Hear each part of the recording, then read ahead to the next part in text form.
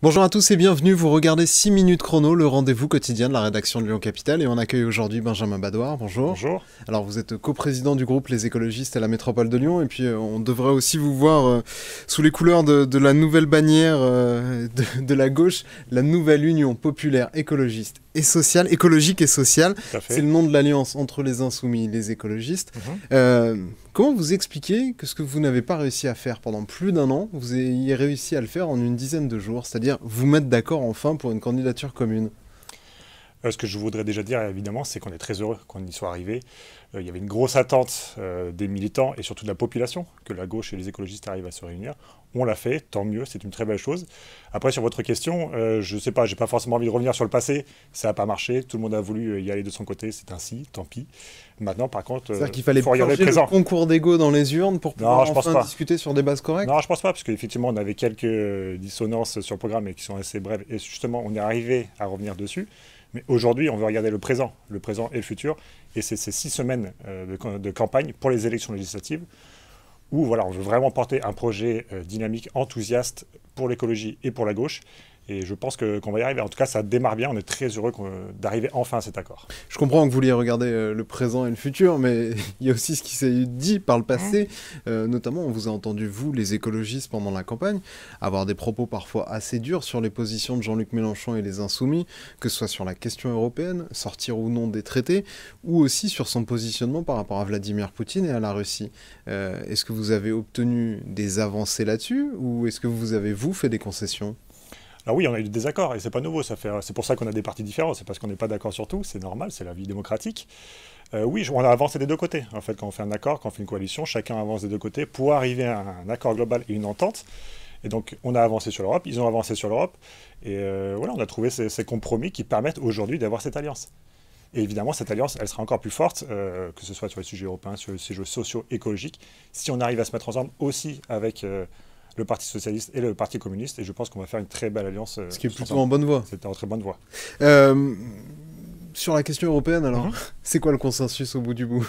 Le consensus, c'est en fait, il faut voir déjà que les Vous êtes pro-européens, eux, ils sont plutôt eurosceptiques. Bien sûr. Non, ils ne sont pas eurosceptiques. Nous, on est pro-européens. Évidemment, dans Europe Écologie Les Verts, il y a Europe.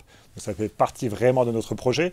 Il faut voir qu'en fait, les Insoumis, l'Union populaire, a aussi avancé depuis 2017. Là, on n'est plus du tout sur les questions, et ce n'était pas forcément le cas, mais de sortie de l'euro, de l'Europe. Surjoué pendant la campagne présidentielle? Non, je pense pas. Après, évidemment, on se met toujours un petit peu en avant nos points de différence.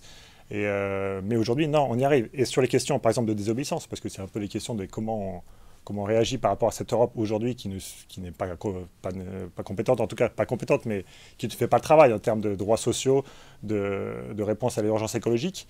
Alors, en fait, les désobéissances, ça existe déjà. Par exemple, la France aujourd'hui ne respecte pas les normes de qualité de l'air européennes. Et d'ailleurs, on a des amendes là-dessus. L'Espagne ne respecte pas les traités sur l'énergie. L'Allemagne sur l'eau. En fait, il y a pas mal de choses en Europe où on ne respectait pas. Et nous-mêmes, la France, on ne respecte pas. Voilà, je vous l'ai dit sur les questions écologiques. À Lyon, les écologistes s'en sortent plutôt pas trop mal. Vous avez 3 circonscriptions sur les 4. Vous gardez finalement votre candidature. Comment expliquer que les Insoumis vous aient laissé autant de place alors que la base de calcul par rapport aux résultats de la présidentielle devait vous en offrir un peu moins? C'est une élection nationale. Donc en fait, on fait des alliances sur l'entièreté de la France. Et donc en fait, on fait des équilibres sur toute la France. Donc à Lyon, en fait, oui, il y a quand même une métropole et une ville écologiste où on travaille avec les Insoumis, le PS et le PC. Ça fonctionne très bien. Mais effectivement, il y avait une demande plus forte sur Lyon, sur le Rhône. Mais après, il y a des alliances. Et justement, les Insoumis ont d'autres places dans d'autres villes, dans d'autres secteurs, plus dans les bordures d'agglomération. Et en fait, on le trouve, cet équilibre. Sur les 3 circonscriptions ou les 4 circonscriptions lyonnaises, pour la gauche, ce nouveau périmètre de la gauche, vous pensez qu'il y en a combien de gagnables? Au moins 2 et 3. Mais en fait, les 4 sont gagnables, clairement. La 1, la 2, la 3 sont très gagnables. La 4e, c'est plus compliqué. La 4e, c'est là où vous serez candidat. La circonscription où Anne Bruniera est la députée sortante. Tout à fait, on va y aller à fond. Le 3e, le 6e et une partie du 8e. C'est ça, on va y aller à fond pour la gagner aussi. Les 3 autres sont clairement gagnables, et celle-ci aussi, ainsi que Villeurbanne, ainsi que Porte du Sud. Encore d'autres circonscriptions. On espère avoir au moins 6 députés sur le Rhône. Et donc, il y en aurait 3 écolos et 3 insoumis. C'est à peu près ça le... C'est plus ou moins ça la répartition. C'est pas encore tout est signé. La convention des France Insoumises, c'est ce week-end. On verra comment ça se termine. Cette alliance, elle est durable? C'est le retour de ce qu'on avait longtemps appelé la gauche plurielle ou c'est, comment dire, du one-shot, le tout pour le tout, histoire d'essayer de gagner ces élections législatives? On verra comment ça se passe. Là, franchement, vraiment, pour l'instant, c'est de faire une campagne enthousiasmante et qui marche, et où on ait le maximum de députés pour arriver à avoir une majorité à l'Assemblée. Là, pour l'instant, on en est là. On aura le temps de voir le 20 juin, en fonction du nombre d'élus, etc., comment on arrive à travailler ensemble. Mais là, l'urgence, c'est vraiment les élections à court terme. Mais dans l'absolu, par exemple, vous avez envie de continuer à travailler avec les Insoumis, avec les socialistes, avec les communistes? En fait, on le fait déjà. À la ville de Lyon, à la métropole, on gagne ensemble et on gouverne ensemble. Et en fait, aujourd'hui, tout ce qu'on fait sur le RSA, sur l'encadrement des loyers, justement les 150 000 personnes maintenant qui ne payent plus ou simplement 10 euros leur abonnement de transport en commun, on le fait avec les Insoumis, on le fait avec le PC, avec le PS. Donc en fait, on sait travailler ensemble, il n'y a pas de souci, et c'est pour ça que ça a fonctionné.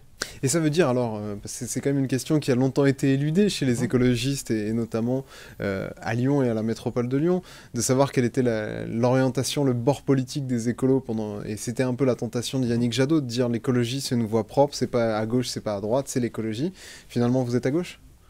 En tout cas, là, on est avec les Insoumis, avec le PC, le PS, dans cette grande coalition. Oui, on est à gauche. En fait, on porte des mesures de gauche. Mais ensuite, l'écologie, c'est un mouvement plus global. Il n'y a pas besoin d'être de gauche ou de droite pour être écologiste. Merci beaucoup, Benjamin Badouard, d'avoir répondu à notre invitation, à nos questions. Moi, je vous donne rendez-vous très bientôt pour une nouvelle édition de 6 minutes chrono. Au revoir.